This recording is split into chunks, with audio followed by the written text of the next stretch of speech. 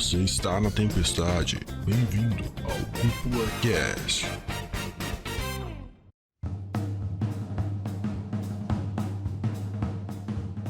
E sejam muito bem-vindos para mais um episódio aqui do Cúpula Cast. Aqui quem fala é o André Urgione, o seu host. E, meu Deus do céu, faz tempo que eu não vi um episódio 1 tão bom. E aí, pessoal, aqui quem fala é o Dude e melhor anime da temporada disparado, velho. Impossível, imbatível. Já me entreguei, até semana que vem. Falou. Esse foi o Cúpula Cast. E aí, galera, aqui é o Luiz, primeira vez aqui participando. E eu avisei vocês que era bom, vocês não quiseram acreditar em mim, olha lá. Pá, é pior que ele falou mesmo, hein?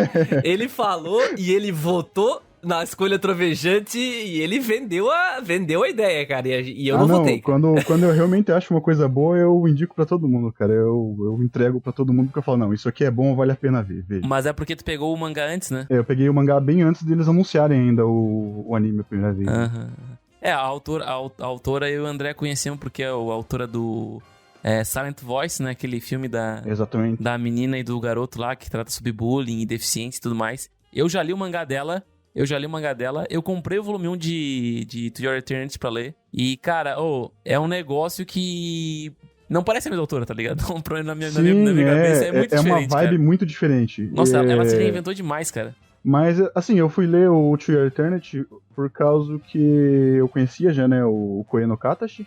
Eu já tinha assistido o filme, já tinha lido o mangá. Eu até tenho os 3 volumes do mangá aqui, que a New Pop lançou agora a versão deluxe. E ficou linda essa edição, cara. Linda mesmo. Ficou massa pra caramba. Uhum. E eu fui ler porque outro amigo meu que gosta também da autora, ele falou, leia o primeiro capítulo, se você não gostar, largue, porque você não vai gostar do restante. E eu li o primeiro capítulo e eu falei, caramba, que mangá é esse? Cara, aquele primeiro capítulo é exatamente o mesmo primeiro capítulo do anime também, tá? É exatamente a mesma adaptação do mangá que eles fizeram no primeiro episódio do anime. Da hora. Fantástico, cara. Aquela introdução da história é fantástica. Não, pra mim ele fazia, cara, nossa, e faz tempo, mano, que eu vi um anime ser inovador na sua introdução, sabe?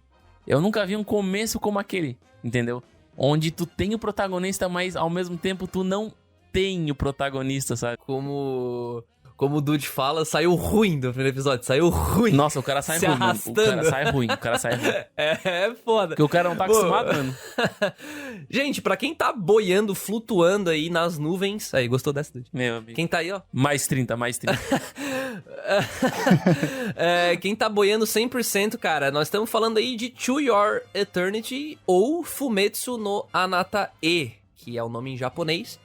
É uma obra de autoria da mesma autora de Silent Voice, ou A Voz do Silêncio, ou Koe no Katachi. Então o Dude e o Luiz estavam falando da mesma obra aqui.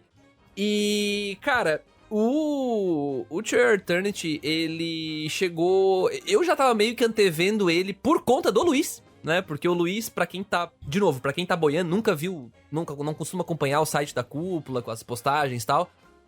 O Luiz é um dos nossos autores, ele é parte do nosso time aí. Já deu um ano, Luiz, que tu tá participando da Cúpula?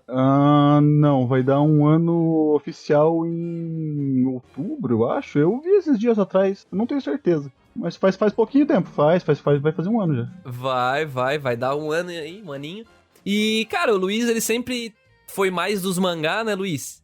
Meio que começou a voltar a ver anime de temporada por causa da Cúpula, pelo que eu entendi. Exatamente. Eu sempre gostei bem mais da parte de leitura, né? Eu sou bem mais ligado aos mangás. Eu gosto de anime, mas assim, como eu nem sempre tenho tempo, e anime às vezes você assiste um episódio e você quer assistir mais um, e eu quero assistir mais um. É embaçado. Não é sempre que eu consigo parar pra ver, sabe? Então eu dou preferência pra ler os mangás mesmo. Eu fazia um tempo que eu não tava lendo muito mangá, e essa temporada, como ela tá muito fraca, né? Oxi. Eu não tô assistindo quase muita coisa. De graça. Não é de graça, eu tô falando a realidade aqui, apenas a trua aqui.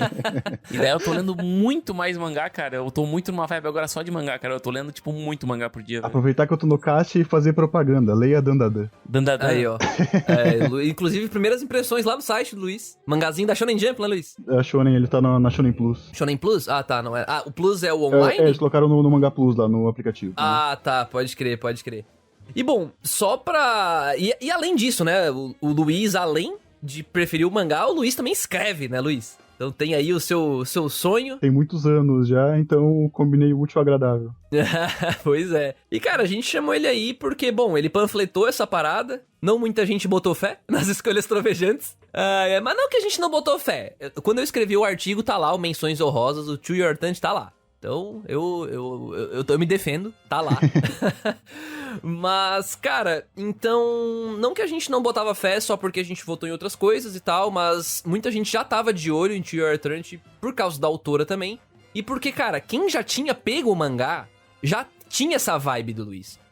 Porque o Luiz panfletou o negócio, mas Luiz, vamos lá. Pra quem tá, de novo, boiando e não sabe nem do que a gente tá falando ainda, Pra sabe? quem tá nas nuvens. Tá nas nuvens, flutuando. Luiz, traz pra gente aí, cara, a sinopse oficial de To Your Eternity. Vamos lá. To Your Eternity, ou Fumetsu no Anatae, eu costumeiramente prefiro chamar pelo nome japonês, mas é porque eu sou fresco.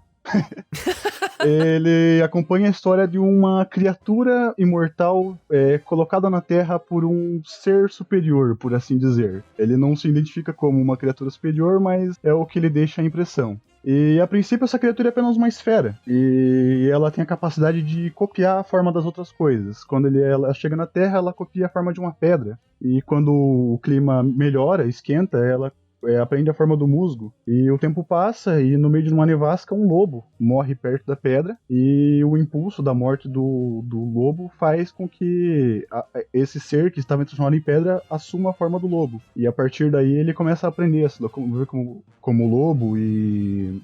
como posso dizer? Ele passa a sentir, né, as coisas, ele passa a ter a percepção, né, de mundo, né, do frio, do vento, a neve.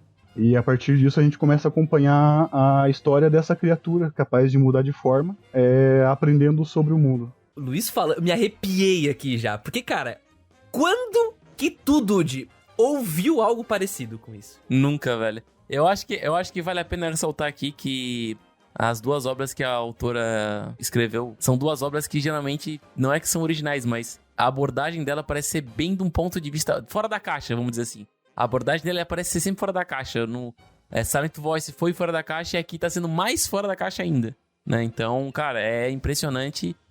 Desde o começo ao fim te prende muita atenção por ser muito inovador na maneira que ele te apresenta as coisas, o mistério, a drama, Exato. a evolução do personagem, cara. É muito diferente, assim. E sabe uma coisa que eu acho engraçado? Eu vi muito comentário de gente online. Um dos pontos que eu mais gosto dessa obra é um ponto que eu vejo o pessoal criticar muito. Que ela tem, como eu posso dizer, ela tem elementos de vários estilos, de vários gêneros na obra. E o pessoal fala que é uma obra que não sabe o que ela quer ser, mas na verdade ela sabe exatamente o que ela quer ser. Só que ela se utiliza desses outros elementos pra enriquecer o que ela tá fazendo. Tu tá falando a respeito, tipo, dos personagens, assim, ou da ambientação, ou das situações, assim? Do gênero mesmo. Se você parar pra analisar a obra, ela tem muito elemento de slice of life ali no meio. Aham. Ela Sim. tem ação também, ela tem muita filosofia dentro da narrativa, né, que ela criou. E eu vejo o pessoal criticar que é uma obra que ela não sabe o que quer, porque às vezes ela quer ser filosófica, às vezes ela quer ser battle shonen, às vezes ela quer ser slice of life.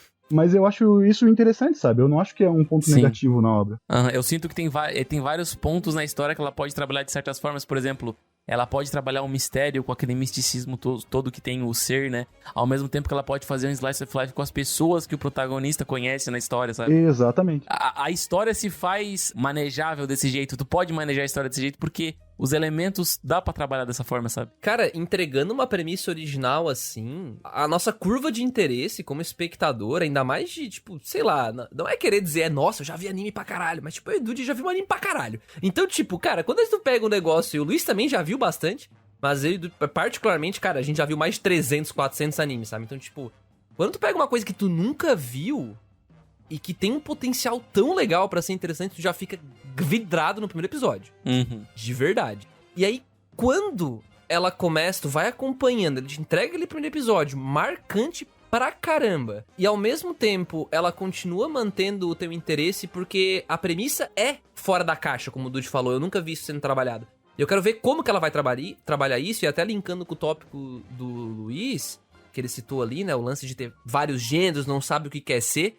Eu tô contigo, Luiz, eu discordo desse ponto, porque pra mim tá muito claro que ela quer justamente fazer essa criatura vivenciar vários círculos sociais diferentes, em ambientes diferentes, ambientes bem-humorados, ora tristes. Ambientes que são com ação, né, onde ela tem uma tensão ali, tem movimento, coisa do tipo, mas ao mesmo tempo um momento filosófico, uma conversa que leva o espectador a ter uma reflexão sobre a vida. Uhum. E eu acho que ela acerta muito bem nisso, a autora, quando ela tá contando essa história, porque a gente vendo a história dessa criatura, que vamos chamar de Fushi já, eles chamam Fushi, tá, gente? Eles botam o nome de Fushi aí, e a gente acompanha o Fushi, então, nessa história, vendo tudo isso acontecer, e por isso que eu acho que todos esses gêneros conversam tão bem com a ideia da obra, que como o Luiz descreve lá, é sobre a vida, né, Luiz? Exatamente, é uma viagem sobre a vida. Cara, doideira, mano. Até o André tava falando sobre o nome do protagonista, que é Fushi. Fushi em japonês é imortal, né, cara? Eu acho estranho tu parar pra pensar nisso, porque as pessoas chamam ele de imortal. Ei, imortal, tipo... É legal. Pô, eu acho da hora. É um apelido, na verdade, né? Eles acabam dando um nome pra ele, porque ele, como o Luiz falou, é uma criatura esquisita e tal. Ela se transforma nas outras coisas e, cara, é uma criatura imortal. Ou seja, pensa no potencial pra isso. Então é uma jornada sobre a vida de alguém que não morre. Olha que doido. Não existe só vida porque tem a morte, então se ele é imortal, então se é sobre a vida, olha essa reflexão. É muito doido, cara. Qual é o propósito da vida dele, se ele é imortal? Exato, cara. Isso é muito interessante. Pesado. E eu gosto, na verdade, que ela demora pra entregar que realmente existe um propósito maior pra ele estar ali. Mesmo no anime, e até no mangá, ela demora pra falar, não, o Fushi tá aqui por causa disso. Ela vai desenvolvendo, né? Aham, exatamente. Eu acho que ela tem a arma perfeita, cara. Ela tem... não vou dizer que ela tem 2 núcleos, mas ela tem 2 tipos de histórias contadas no mesmo mangá, sabe? A história do mistério dessa criatura e a história das pessoas que ele vai esbarrando. Então, ela consegue trabalhar um pouquinho da história da criatura enquanto ela vai criando essas histórias com os personagens que vão aparecendo na vida dele, sabe? Então, eu acho isso muito legal, cara. Isso aí faz, tipo, a história da criatura ser trabalhada aos poucos e não, tipo, meu Deus, vamos entregar um monte de carga de mistério e coisas paranormais tudo numa sentada só, sabe? E eu acho que a produção em si, ela tomou uma decisão muito acertada quando ela escolheu fazer um anime de 20 episódios. Então, o To Your Eternity, a gente tem 20 episódios. Então, esse episódio do CuplaCast tá saindo agora, porque você não percebeu, acabou o anime. Ele acabou com 20 episódios. Geralmente seria 24, né? 25, mas ele acabou com 20. Ele acaba... Me corrija se estiver errado, Luiz, mas pelo que eu vi, é exatamente no final do volume 6. É pra ser isso mesmo, capítulo 57, se não tô errado. Alguma coisa assim. Isso. O nome do capítulo é Echoes, né? Ou Echoes, exatamente. É 57 inglês, né? ou 67. Eu não tenho certeza. Isso, É o mesmo nome do episódio, né? Exatamente. Isso, mesmo nome do episódio. Ele acaba exatamente no final do arco ali da Tonari, né? Que é uma menina que aparece mais O pra arco frente de na Jananda. história. E ele acaba exatamente nesse ponto, porque a gente tem realmente tem uma mudança bem grande ali, né? Dali pra frente. E a gente vai acompanhar a história de novo, né? Meio que dá um salto ali, o que é bem bacana. E eu acho que acaba perfeito, assim. Porque se acabasse antes disso, eu acho que a gente não ia ficar tão bem timado, sabe? Então eu acho que a produção foi muito assertiva. Eles adaptaram, então, cerca de 60 capítulos pra 20 episódios, o que é uma adaptação bem tranquila, né? Inclusive, Luiz, eu queria ver contigo, tu que leu o mangá, tu acredita que o anime, assim, ele rushou alguma coisa? O ritmo, assim? O que tu sentiu? Não. Na verdade, assim, os arcos do mangá, eles são mesmo bem curtos. Você vê, né? 6 volumes pra toda essa parte da história, né? Os arcos, na verdade, eles são bem curtos. Eu até achei que eles fossem desenvolver eles um pouco mais no anime. Eu achei que eles fossem adaptar ele tão fiel assim ao que tá no mangá. Mas eles adaptaram bem fiel mesmo. Não teve perda de conteúdo nenhum. Assim como não teve muita coisa que eu posso falar, não, isso aqui foi esse.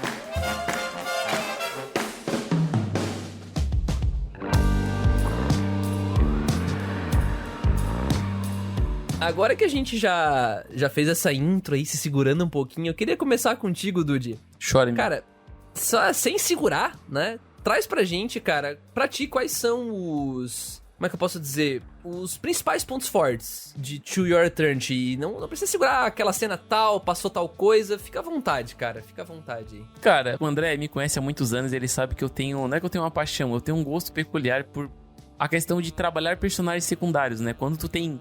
Na minha cabeça e na minha concepção, depois de assistir vários animes, toda vez que tu tem, pra mim, personagens secundários muito bem trabalhados ao decorrer da tua obra, parece que a tua obra, ela se afunila, sabe? Parece que ela tem um fundo mais de verdade, né? Quando tu dá muito brilho pro teu protagonista e não deixa os personagens secundários que estão à volta dele brilhar, parece que o protagonista é, tipo, o centro das atenções e o teu mundo é um mundo de papelão, sabe? Fica fraco. E já no To Your Eternity, tu vê que, cara, parece que é uma carga gigantesca nos personagens secundários. Parece que, às vezes... O Fushi, ele fica em segundo plano por muito tempo. aí depois volta um pouquinho nele, depois volta os personagens que estão em volta dele, sabe? Isso faz a obra te dar uma pegada tão boa, cara, porque parece que tu tá acompanhando o Fushi, na verdade, parece que tu tá nos olhos do Fushi acompanhando a história das pessoas que estão passando por ele, sabe? Em vez de tu tá vendo a história do Fushi, né? A gente tá vendo a história dele, mas a gente tá vendo mais a história das pessoas que estão com ele, né? E isso faz a obra ficar, tipo, muito boa de assistir e muito gostosa, porque a imprevisibilidade é gigante quando tu tem esses personagens secundários sendo trabalhados, sabe? Porque tu não sabe o que vai acontecer. Depois do arco da Marte ali, cara, ali eu pensei, mano, eu não sei mais o que vai acontecer, cara. Porque qualquer personagem pode ser descartável aqui, sabe? Tu não sabe quem vive e quem morre. E toda hora eu errava. Toda hora tu erra, velho. Exatamente. Ele não tem aquela previsão de falar, não, esse personagem aqui tá mal construído, provavelmente ele vai morrer. Não acontece isso, você não tem como saber. Ou o contrário, né? Quando a Sim. gente tem aquele foco muito no personagem secundário, tu pensa, né? Esse aí vai morrer. Certeza. Eles... Sem querer botar a carroça antes dos boi, por exemplo, ali no arco do Gugu. Eu pensei, nossa, é o Joe Bro dele, tá ligado? Vai ser o cara que vai acompanhar ele na viagem, ele gospe fogo, e aí chega lá no final do arco dele, ele troca de capacete, trocou de capacete porque ele vai partir em viagem com o Fushi e os dois vão lá enfrentar os bichão, é isso aí, cara. Uhum. E aí eu fui lá, me fudi, mano. O arco do Gugu, por sinal, é sensacional, né, cara? É sensacional. Meu favorito, acho. Provavelmente. Olhando pra trás, assim, é o que eu mais me identifiquei, assim, eu acho, sei lá. Mas enfim, na minha concepção é isso, cara. Pra mim, o maior ponto positivo do To Your Eternity, né, é os personagens secundários que estão na história, né? O Fushi é um personagem legal? É ok. Mas o que me cativou mesmo foi, tipo, a história da Marte, a história do Gugu, a história da Pioran, a história da Tonari. Então, cara, é isso. E tu, Luiz? Pra ti, qual seria o ponto forte? Sendo que tu leu o mangá e assistiu o anime, né? Então Pois é. tu fez uma dupla análise, né? Bem dizendo. Cara, eu como leitor de Slice of Life, eu gosto muito desses momentinhos realmente de desenvolvimento dos personagens também, sabe? Até no primeiro episódio lá, o menino que nem tem nome lá no primeiro episódio, até o print que eu coloquei no final da RD3 lá, ele com o peixe lá, que ele acabou de pescar, cara. Aquele tipo de coisa me diverte muito, cara. Eu acho muito legal, tá ligado? E, cara, a adaptação ela ficou, no geral, muito bonita. Pelo menos o primeiro episódio ali, a apresentação do personagem, cara, a parte do orb ali, cara, aquele começo é fantástico, cara. Eu não consigo superar aquele primeiro capítulo, cara. Eu acho que eu nunca tinha visto um primeiro episódio tão bom, cara. Igual essa obra apresenta, né? Tanto o primeiro episódio quanto o primeiro capítulo do mangá também. Eu acho que ele tem uma introdução muito forte e ele consegue manter a naturalidade na narrativa, sabe? Acompanhar a qualidade daquela entrada na história. E eu acho que isso é uma coisa muito, muito boa na obra. Porque às vezes a obra tem um primeiro episódio bom e você vai assistir o restante e ela perde o ritmo, sabe? Você acaba perdendo o gosto por acompanhar.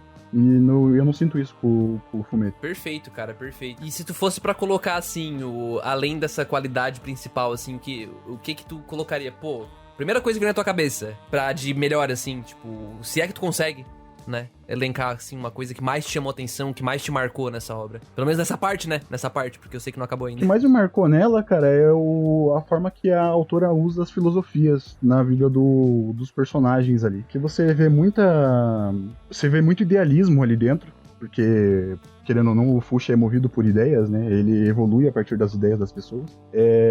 Ao mesmo tempo, você vê bastante coisa de niilismo presente na obra, que se mostra muito na trama, né, a forma como ela narra as coisas, e ao mesmo tempo, se você parar para analisar, ela nega racionalismo, que o Fushi, quase todas as decisões que ele toma são baseadas em sentimento e não de forma racional. Ele faz as coisas porque ele tem vontade de fazer, não porque ele sente que aquilo é o certo, né? Não é exatamente o certo, mas seria o mais lógico de se fazer, sabe? Acho que até o Observador fala isso, né? Ele fala que eu já falei pra ele o que ele tinha que fazer, mas mesmo assim ele não faz.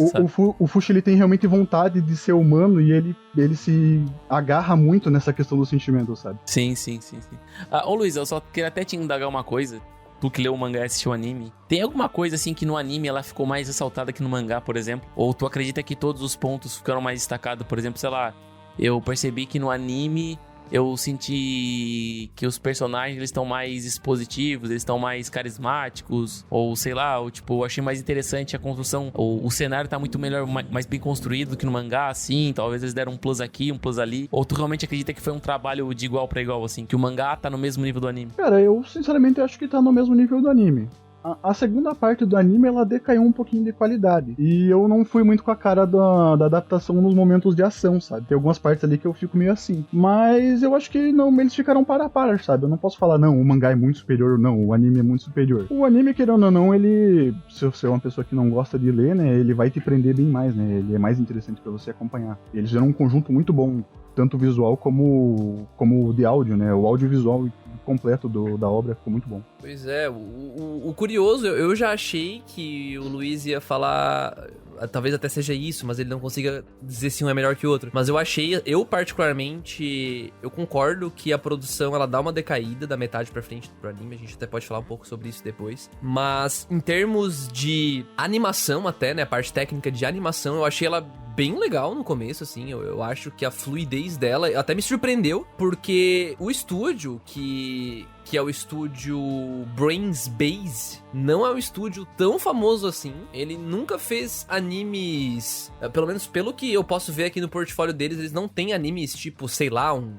One Punch Man. O anime mais conhecido deles é o Durarara. Pois é, e é um anime que também não é, tipo, é um anime sólido, mas não é um anime muito conhecido por sua animação incrível, exatamente, vamos supor. E eles chamaram a atenção, eu acho que o começo de Fumetsu pra um anime tava, tipo, acima da média, sabe? Então me impressionou, sim. E, cara, eu gostei muito da direção de som, né? Eu achei toda a parte áudio, né? Não só o visual, mas a parte de áudio, eu achei que conversou muito legal. Apesar de eu não ter ido com a cara da própria opening no começo. Opening. O pessoal reclamou da opening. Eu não fui muito com a cara. Eu fui muito de cara de começo já, mano. Achei de muito cara top. Já... Muito top, cara. Porque ela não é aquela música, tipo, hypadeira. Aquela música mais vibes, tá ligado? A única coisa que a opening quebra é que ela já vem cheia de spoiler, né? Isso é verdade. Isso é verdade. Porque assim, no começo, tu vê e tu fica ok. Mas aí quando tu já tá no episódio 10, tu vai ver, opa, pera aí, mano. Isso aqui tá me contando tudo, né? Então, eu considero até falho, tá? Eu sei lá, eu acho que corrobora com a ideia que eu falei antes de que spoiler nesse anime não é grandes coisas. Eu acho que é muito mais sobre ver a experiência do Fushi evoluindo e esses personagens em volta dele. Então, os spoilers que tem na própria abertura não são grandes coisas. Eu acho que a produção do anime achou a mesma coisa, senão não botava na abertura, né? Exato.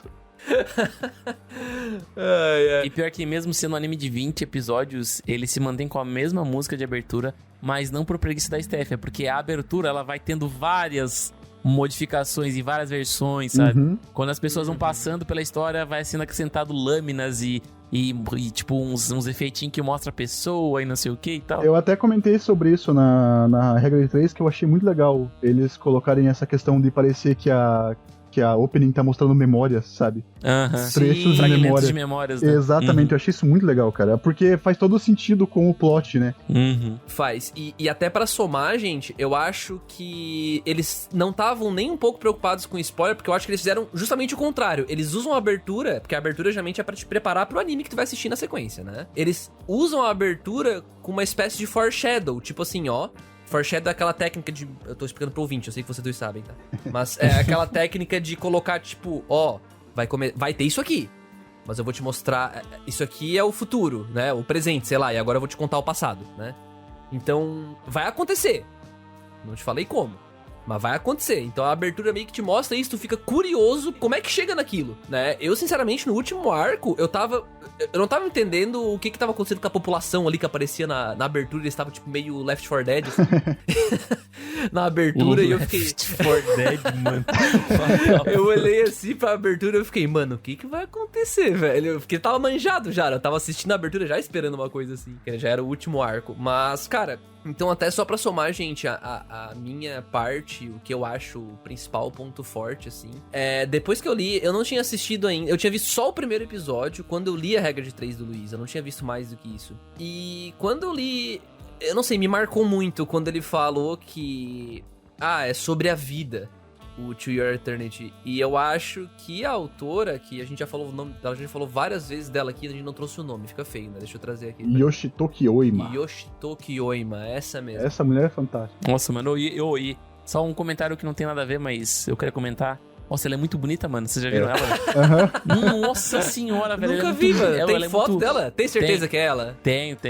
Tá no My Name List, mano. Olha, ela é muito linda, mano. Eu disse, deixa eu ver. Sim, cara. Vamos ver, reação ao vivo, hein? Oh, mas ela é nova? Ela é de 89. Ela é de 80, aqui japonês é assim, né? Os caras eles fazem muito, como é que é, skincare? Ela tem 30 e poucos, eu acho. 30 e Não é pouquinho. possível, parece que ela tem 15, velho. Mas talvez essa foto aí seja, tipo... Talvez seja mano. antiga, né? Numa dessa. Voltando, o ponto mais forte pra mim não é a autora.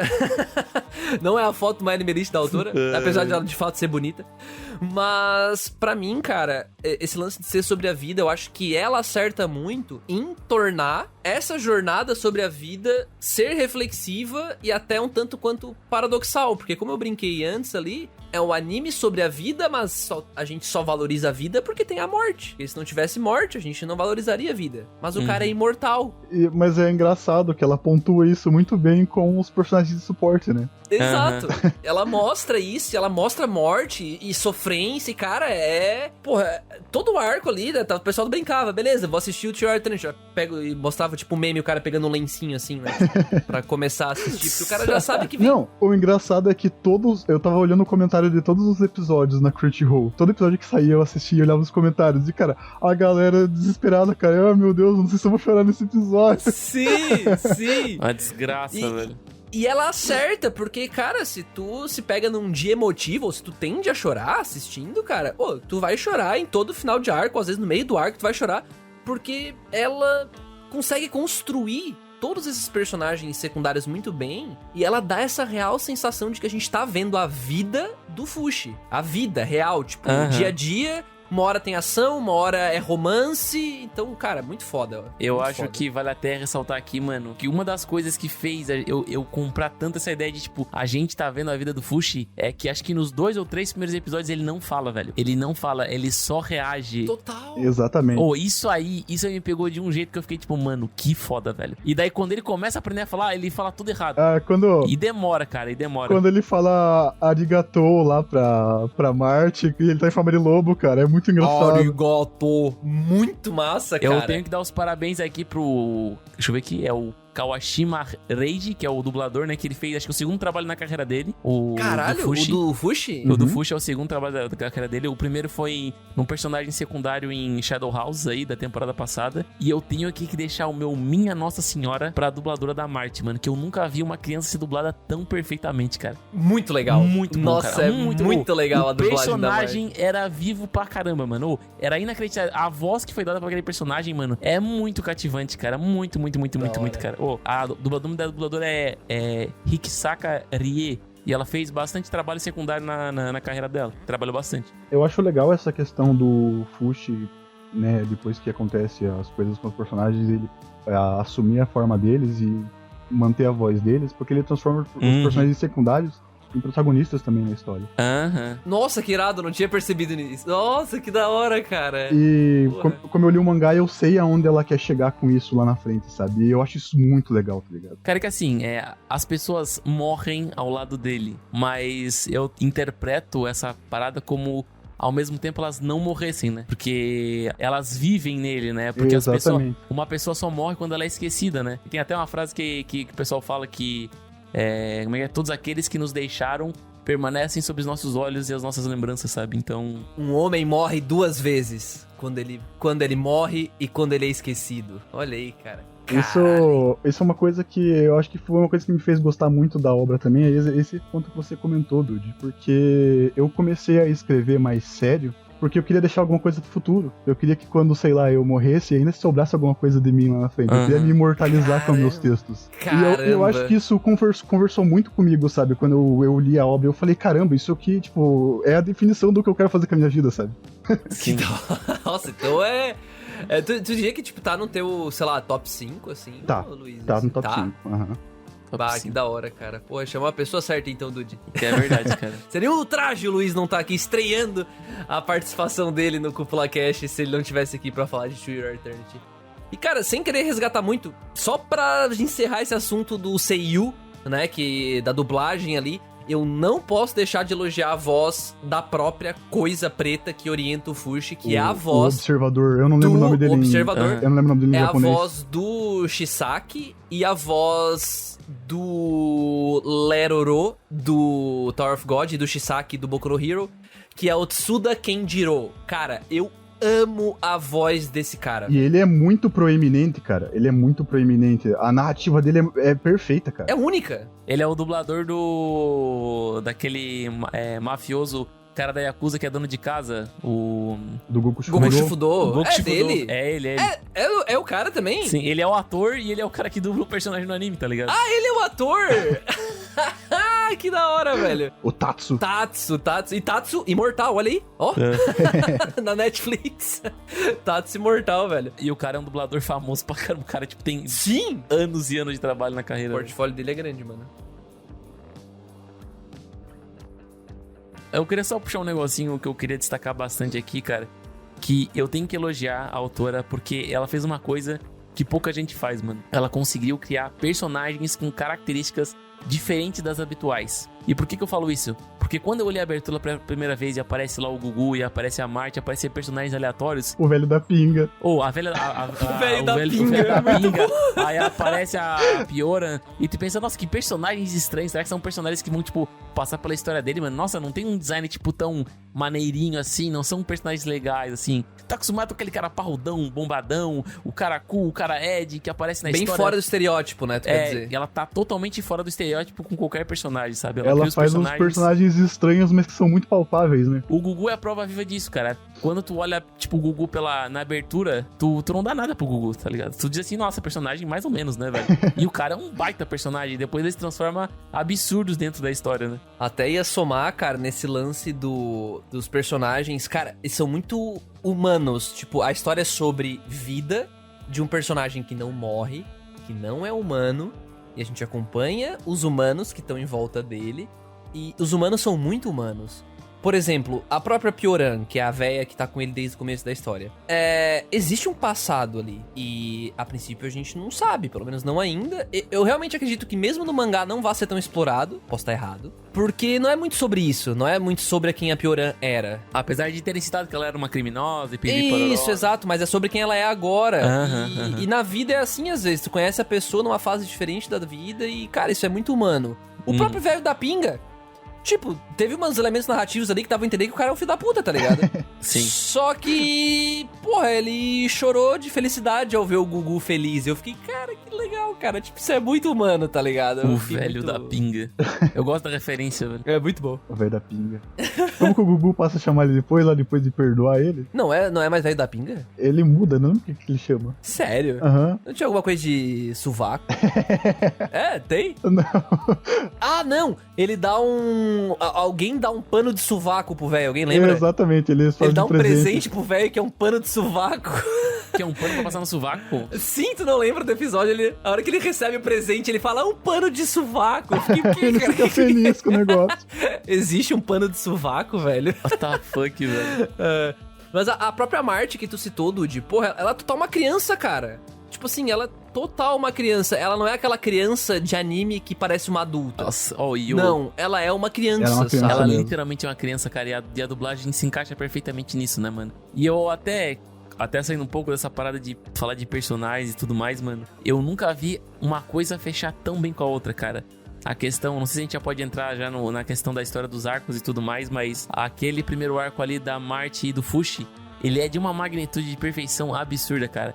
Porque ele sai de um ponto onde o cara não fala nada, onde o cara é literalmente um bebê e ela brinca de mamãe com os bonecos e ela brinca de mamãe com ele, né? Exatamente. Então meio que na cabeça do Fushi ela é como se fosse uma mãe pra ele. Exato. Porque ela que ensinou ele o básico da vida. Então, cara, é muito foda isso eu acho muito foda. E o sonho dela, ser uma adulta, sabe? Sim, sim. E a muito abertura foda. mostra ela adulta, sacanagem do caralho, hein, Não, velho? a Porra. capa do volume 2 é ela adulta, né, mano? É pior A ainda. capa do volume 2 é ela adulta, exatamente. Puta merda, velho. Eu não sabia pela abertura que era ela. E quando eu vi, eu fiquei, que desgraça de anime, né? Vontade de chorar de novo. Isso é uma coisa que fica muito clara, né, no anime, que o mundo dele é um mundo muito injusto. E mesmo as pessoas que estão sendo chamadas de criminosas, tipo a Pioran, não fica claro se realmente elas são criminosas ou se elas estavam se defendendo de alguma coisa. Exato. E isso não é muito cinzento, não é muito humano, cara. É Sim, muito humano. Exatamente. Porra, isso é muito legal, cara. A vida é assim, porra. É tudo narrativa, né, cara? Como é que a gente sabe a nação que tá certa e errada ali? Porque o anime não foca em trabalhar isso. Exato. Ele não foca em trabalhar as nações que tem ali, a geografia do espaço. Não, ele não se preocupa em nada. E isso que é legal, né? E até ainda sobre os personagens, ele deixa muito obscuro o que são os vilões, o que são os knockers, por que realmente eles existem. Ele deixa muito obscurecido isso, sabe? Fica meio que num segundo plano, assim, você sabe que eles estão ali, mas você não sabe o que eles são. É porque parece que ela tá te mostrando algo que ela vai trabalhar depois, cara. Tipo assim, tem isso aqui, é importante, mas agora, tipo, é isso aqui que eu quero trabalhar, sabe? Mas em segundo plano ela tá ali, desenvolvendo aquilo ali, tá ligado? Exatamente. E usando aquilo como gatilho pra virar os arcos também, que eu acho interessante. E é curioso porque os knockers, eles são antagonistas perfeitos pro Fushi, porque eles... Pensa, se ele é imortal, como que mata o Fushi? Roubando o que ele é, as memórias dele, Exatamente, sabe? Então, roubando as ideias. Roubando as ideias, exatamente, cara. Então, é muito profundo esse... Isso é engraçado. Apesar de não ser focado 100%, né? Exato. Propositalmente. É não engraçado que brinca com a ideia do V de Vingança, né? Que ele fala que ele é uma ideia e ideias não morrem. E o anime vem aí pra brincar exatamente com essa ideia. Pois é, cara, pois é. E até, né, saindo do arco da Marte, a gente entra naquele próximo, que é o do próprio Gugu, né? E é ali que eu acho que, pra mim, foi onde o anime me prendeu de verdade. Eu gostei do da Marte, tá? Não me entendam mal, eu gostei. Mas o do Gugu, ele me surpreende em vários pontos, assim. Primeiro porque eu gostei muito do personagem do Gugu, né? Eu acho que, bom, eu acho que não tem quem assistiu... Não tem quem não gostou, muito né? diferente, cara. Um personagem muito diferente, Todo mundo cara. que assistiu, muito acho bom. que gostou do Gugu, né? Se você não gostou, você tá errado. Mas... E é legal, porque tu acha que vai ser uma coisa e de repente, pum, aconteceu outra coisa. Aí tu vê como o Fushi se desenvolveu nesse tempo que passou e o tempo passa, isso que eu acho massa. É uma coisa orgânica. Tu compra isso, tu não vê, tipo, em 2 semanas ele mudou pra caramba. Não é assim. Né? Ela trabalha o tempo legal e ela pode trabalhar o tempo por quê? Porque, teoricamente, todos os núcleos de personagens secundários são descartáveis, porque o personagem principal é imortal. Então, ela pode passar o tempo. E isso é muito interessante, cara. Eu acho legal que, assim como a Marte fica como se fosse a mãe do Fushi, e o Gugu fica com o papel de irmão dele. Porque eles se tratam como irmão mesmo, no futuro ali mesmo. Eles têm as intrigas deles e a forma de se tratar deles. Mas você vê que, tipo, eles se importam um com o outro. Enquanto a Marty ensinou pra ele o básico da vida, tipo, aprender a comer, aprender a falar as primeiras palavras e tudo mais, o Gugu ensinou ele a viver a vida, tipo, pô, saber cozinhar, saber limpar, saber fazer uma fogueira, tipo, coisas que um irmão mais velho ensinaria, sabe? E mesmo que tu seja uma aberração, tu pode ser feliz e viver a vida, cara. E isso é muito pro Fushi, porque ele é total uma aberração, né? Ele, inclusive, existe esse debate, né? Tipo, o que tu é, cara? Nesse arco do Gugu, cara, me quebra muito o coração quando ele falece lá e daí a Rin lá vem procurar por ele e o Fushi se transforma nele pra falar que ele tá indo embora junto com o Fushi, cara. Nossa, isso me quebrou demais, cara. Tanto Arrepiou no mangá aqui. quanto no anime, cara. É muito triste e é legal porque, tipo, ao mesmo tempo, a própria Rin ali, ela tem tudo pra ser aquela estereotipada tapada que o Dude falou, né? Que é aquela menina que não entende as coisas, que é só chata e tal. Mas tu vê que ela saca as coisas, ela saca as paradas. Então, tipo, ela sacou que não era ele. E a hora que ela externa isso, tu fica, caralho.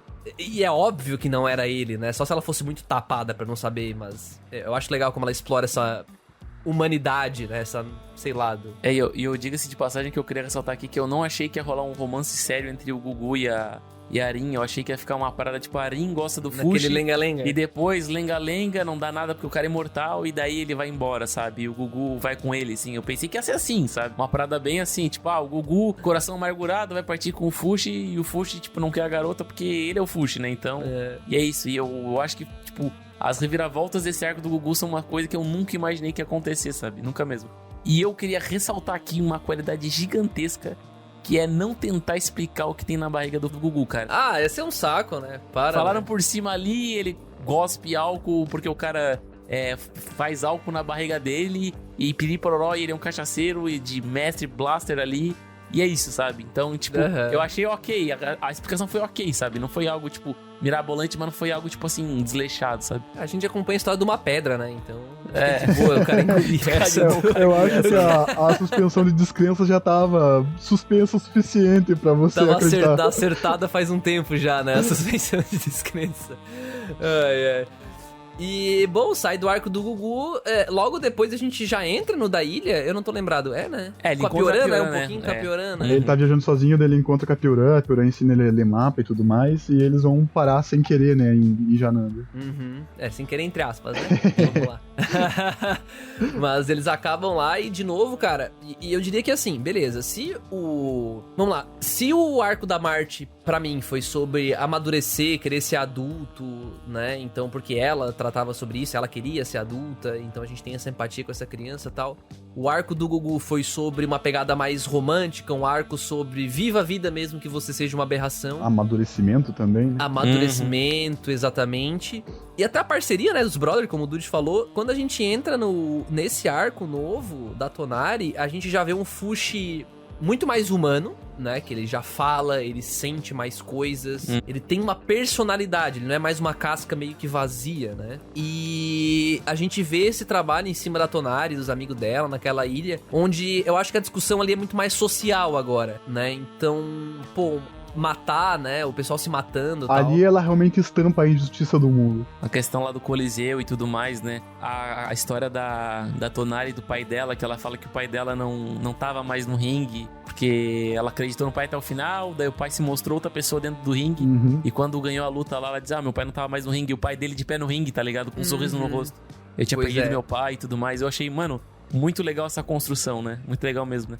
Apesar de, quando eu entrei nesse terceiro arco aí com o Fushi, eu já tava com a mentalidade de olhar pra todos os personagens e dizer, até que episódio tu vai, sabe? Exatamente. Assim, até que episódio essa gurizada vai aí, né, velho? Pô, É foda, mano. até nesse terceiro arco, eu queria que eles tivessem desenvolvido um pouco mais a questão desse grupo da Tonari mesmo, sabe? Os personagens eles são legais, São legais, Mia, são o legais. Uroi ali, o Sandel. Eu acho que eles são personagens bem legaisinhos, mas tipo, eles podiam ter sido melhor aproveitados, sabe? Tanto no mangá como no anime. Não, eu concordo plenamente. Era um grupo grande. Não, era um grupo grande, eu concordo plenamente, mas eu sinto, assim, que até entrando assim, tipo, é perfeito e tal, beleza, eu gostei muito. Dude, é melhor anime da temporada, o Dude falou. Beleza, realmente Mas é é muito mesmo. bom. Tu não viu o Odd Taxi ainda, Dude, vamos lá. Tem que ver o Odd Taxi, vamos lá. Mas, se fosse pra encontrar algum tipo de ponto fraco, assim, eu diria que seria um pouco com esse terceiro arco. Eu acho que... Cara, como é que eu posso dizer? Ele foca numa coisa que é tipo, o cara, ele tem que encontrar a Pioran e ele fica insistindo, sei lá, em escalar uma parede, um lance assim, tipo, eu acho que dá... Uma perde um pouco de teimosia, né? tempo. Estranha. É, uma teimosia estranha, sabe? Então, eu sinto que... Ele é uma criança, né? Então... Sim, ele tem uma mentalidade de uma criança, né? É que é entendível, só que eu sinto que pra ficar um pouco mais interessante, eu acho que dava pra ter usado parte do tempo que ela escolheu, né? Que a autora escolhe ficar fazendo o Fushi escalar a parede. Enrolando. Poderia ter feito esse desenvolvimento um pouco mais aprofundado dos personagens que estão em volta da Tonari. Porque o clímax é em cima deles no final do arco. Sim, exato. Então, eu sinceramente eu não senti quase nada com eles. Assim, né? Quando acontece a tal da tragédia, que sempre é óbvio que vai acontecer, né? Acontece e eu fico tipo, eu não senti nada, assim, sendo bem sincero. É claro, eu não queria que o Fushi sofresse, porque eu sinto pelo Fushi, né? Eu acompanho o Fushi, mas eu tava muito mais, sei lá, desconexo. Talvez eu não deva até concordar comigo que eu vou falar agora. Eu acho que o aspecto de ter muita ação nesse terceiro arco, ele estragou um pouco a vibe, porque a gente tava com 2 arcos tendo uma vibe mais tipo de descobrimento, e quando chega nesse terceiro arco, que o Fuji já tá mais evoluído, parte um pouco de um aspecto de ação, de ringue, de matança, daí o Fuji começa a ter uns comportamentos humanos meio sungamonga, sabe? Então, tipo, aquela parte de descobrimento parece que ela já foi embora, sabe? Então, parece que entrou uma nova modalidade porque o Fuji já tá mais adulto, mais evoluído. Mais adulto não, né? Tá mais velho. Amadureceu um pouco, né? Talvez seja... É que a Tonari, ela tem muita personalidade, né? Então eu não sei se ela entrou na história pra que o Fushi também aprendesse a lidar com pessoas assim e ele desenvolvesse uma personalidade. Ele chega a ser sarcástico no momento, eu fiquei tipo, caralho. Sim, ele muda bastante mesmo. Ele foi sarcástico, então tipo, pro cara ser sarcástico, o sendo que ele é uma pedra, né? Então, é algo diferenciado, né, cara? Quer dizer que ele tá desenvolvendo uma certa personalidade ali. Mas pra ti, Luiz, tu tem essa mesma percepção minha e do Dude, assim? Dos 3 arcos, tu diria que esse terceiro realmente é o mais fraquinho pra ti? Sim, e também tem essa questão que o episódio ali 17, 18, eles parece que deu uma caída grande na qualidade. Nossa, sabe? parece não, caiu. Eu achei bizarro o o que aconteceu. CGI do zumbi lá ficou pegado. Até a Helena tinha comentado. O 18, eu acho que os caras tiveram um derrame desenhando lá, cara. Caos, ficou muito feio, cara. Ficou Mas horroroso, mano. eu sinto porque, assim, isso foi uma coisa que eu notei como... No mangá eu não tinha notado quando eu li, mas assistindo o anime você fica tipo, pô, esses personagens não foram bem aproveitados. Também fica com essa sensação que esse terceiro arco não é tão bem aproveitado quanto os outros, sabe? Não, tanto que, como eu falei, tipo, a possível perda ali da Tonari, dos amigos dela, cara, não me afetava. Não me afetou, tipo, 1% do que me afetou o Gugu. E o que vocês acharam do retorno da Hayase na terceira parte? Esse é o ponto máximo de interesse pra mim, desse arco. Ah, o meu também, cara, porque parece que, assim, tudo tá se movendo pra ela ser a vilã de algum arco futuro, sabe? Então, meio que ela tá movendo a história, a trama aos poucos pra encaixar ela como uma vilã que vai se juntar com o vilão dele, sabe? Então, tipo, uma parada assim, né? Que ela tá desenvolvendo. O Dude captou a mensagem do anime perfeitamente. Não, isso aí Bom, eu acho que... Eu não vou dizer que tava na cara, mas realmente é que ela vai incorporar, né, esse lance dos Knockers. Só porque, assim, eu confesso pra vocês que eu achei um pouco nas coxas esse lance dela meio que ficar vidrada no Fushi. Eu achei talvez muito cedo. Porque mostra alguns flashes, tipo, desde a primeira vez que eu te vi, eu fiquei... Não tava muito na cara isso aí não, mulher. Não tava muito na cara, né? Então, sabe, sei lá, mas a tensão que ela traz pra história foi necessária. Uhum. Foi necessária, porque eu sinto Com que certeza. se ficasse só no lance da ilha, eu sinto que ia ser muito chato, perto dos outros arcos. Uma coisa que explodiu minha cabeça nesse arco quando eu tava lendo o mangá é a questão do veneno que eles usam lá pra fazer os outros dormir. Que a Tonari tem um pouco de resistência por causa da coruja, cara. A hora que ela mostrou isso, eu falei, caralho, eu nunca ia pensar num negócio desse, sabe? Pra Como você é que colocar. é? Como é Acho que eu é? não peguei isso aí. Não, é que a Hayase, ela usa um veneno lá pra fazer os outros dormir. Sim. Sim. Foi assim que ela ganha do Fushi até. Exatamente. Isso. E Como é que é o lance da a coruja? Tonari, Que eu não por causa da coruja, como as garras da coruja estão sempre presas no braço dela, aparentemente a coruja se alimenta da mesma planta que eles usam pra fazer o veneno. E com o Caraca, tempo ela adquiriu um pouco de... isso Aham. só tem no mangá, velho. Só no mangá? Só no mangá. Isso não fala nada disso, Nossa, não. olha só. Então é por isso que a Tonari acorda quando todo mundo come a comida que dá o sono. Por isso que ela acorda esse primeiro. ponto. Então eu dei um spoiler malvado aqui pra vocês. Meu amigo. Não, tu não deu spoiler porque não foi Mas falado era pra isso. ser Não nessa foi parte falado. mesmo. Era pra ser nessa parte mesmo. Não que foi explica. falado. Não foi Não foi falado, falado e não vai ser. Já foi essa parte. foi. Já foi.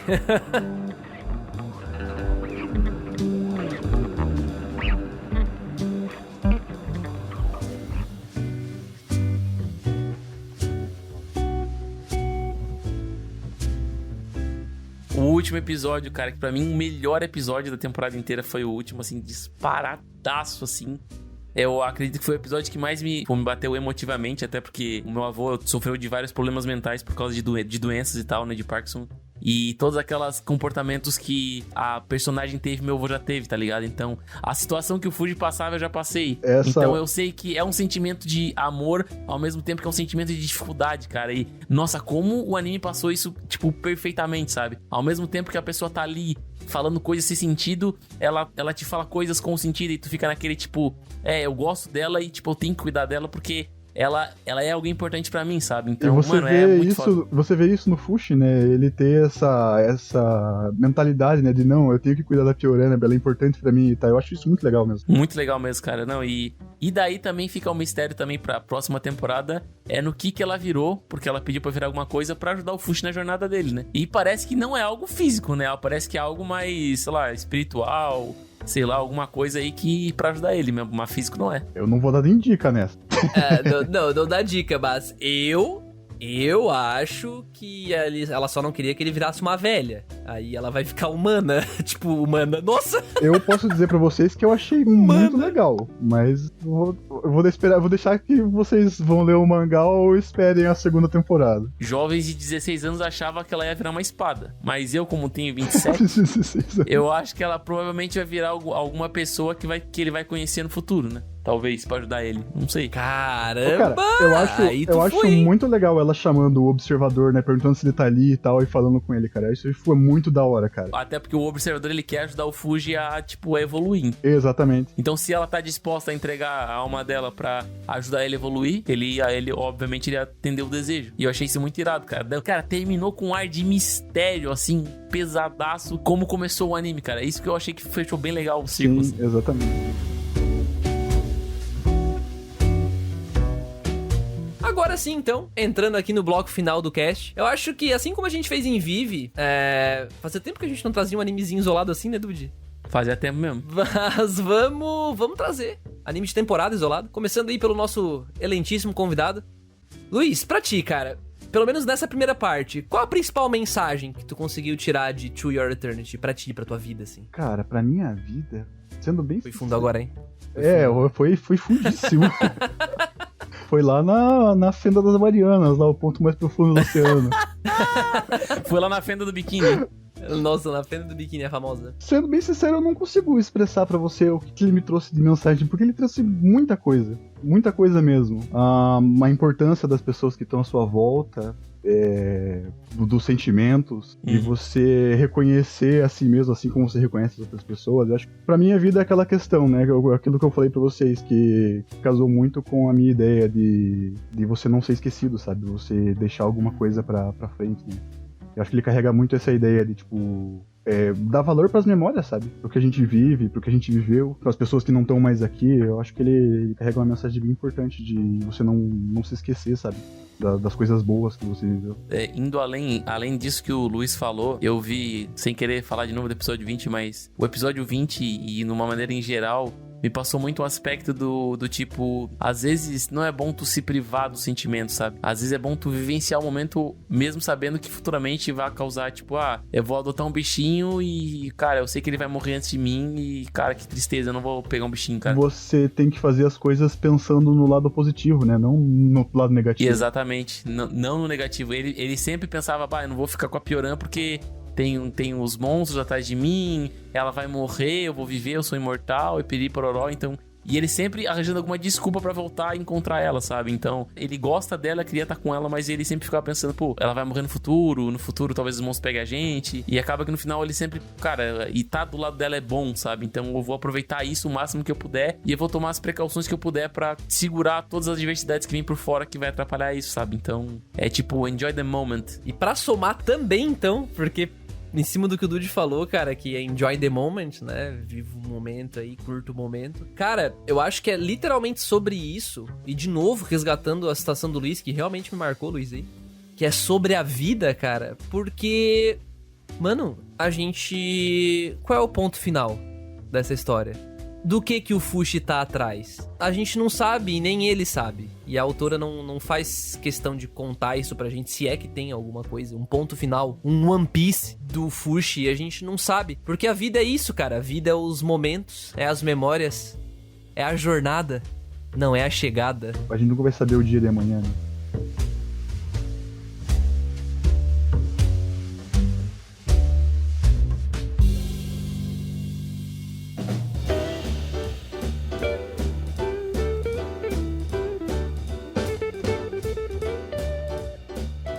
Bom, gente, então era isso. Esse foi o nosso papo sobre To Your Eternity, ou no japonês, Luiz? Fumetsu no Anata E na versão Netflix ficaria como Para Toda a Eternidade. É isso. Olha só, cara, eu gostei, hein?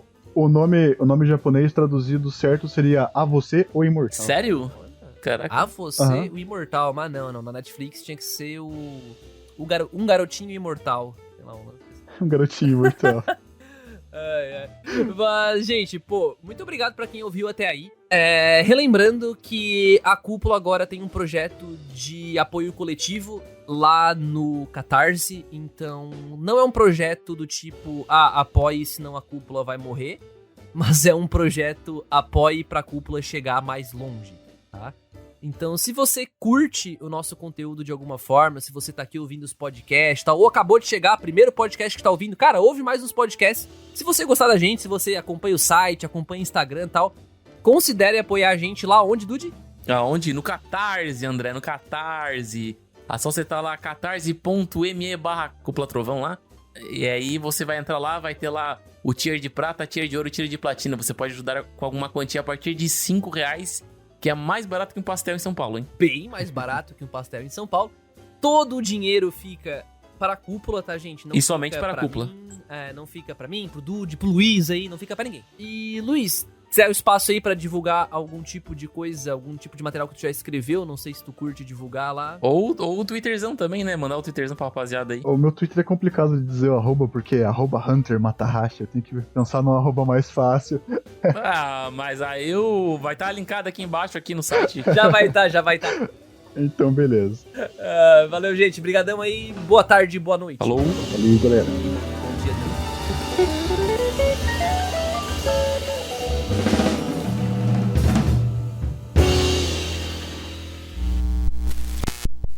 Esse podcast foi uma produção da Cúpula do Trovão.